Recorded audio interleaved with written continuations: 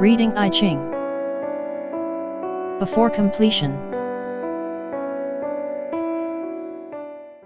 Composition of hexagram. Contrary to the previous hexagram, fire is located upon the water. It seems to illustrate that the sun is rising over an open ocean peacefully. The water that is located below is flowing downward, and the fire located above is rising upward. One may say that the situation seems stable, as there are no head-on conflicts of forces, but another may interpret that the fire and water are turning their backs on each other, and are going their own ways separately. You may want to keep your current position without changes, partly because you are afraid of having conflicts of opinions, or because you are content with the situation you are in now. But you should remember that you cannot achieve anything, if you do not attempt to do anything. The composition may symbolize that each member of the group is going his or her separate ways, pursuing one's own development and satisfaction. But individual growth does not always contribute to the harmony and evolution of the overall community.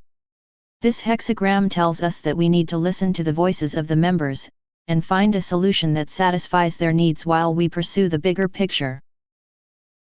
Overall meaning. This hexagram is the last hexagram of the whole I-Ching. It can be made by flipping the previous hexagram upside down, and also by switching each line of yin and yang. Just as was the case with the previous hexagram, the power of fire and water is harmonized, and lines of yin and yang alternates one after another. Generally, I-Ching considers that alternating lines of yang and yin starting with the power of yang, is the rightful position in a hexagram. In that sense, every line in this hexagram of before completion is out of phase. However, we do not need to consider that this is bad or ominous. The main characteristic of the hexagram is similar to the previous one. 3 lines of yang and 3 lines of yin are alternating, and so it repeats, securing the foundation and pursuing a new task based on the ground. The only difference is that whether it starts with a line of yang or yin, and whether it ends with a line of yin which consolidates a solid structure, or with a line of yang which implies a new challenge. This hexagram, while it is at the closing end of the sequence of 64 hexagrams, it does not represent that everything is completed and finalized. Instead, it implies new hopes and challenges.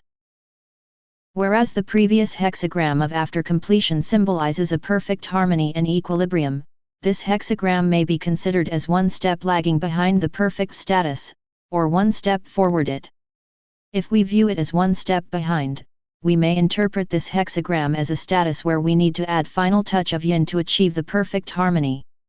On the other hand, if we consider it as one step forward, we may think that we have already completed the previous stage to the full extent, and so we are adding a new idea in order to jump up to a higher level. In either case, this hexagram symbolizes that we are at the center of change, which makes us develop into a better form.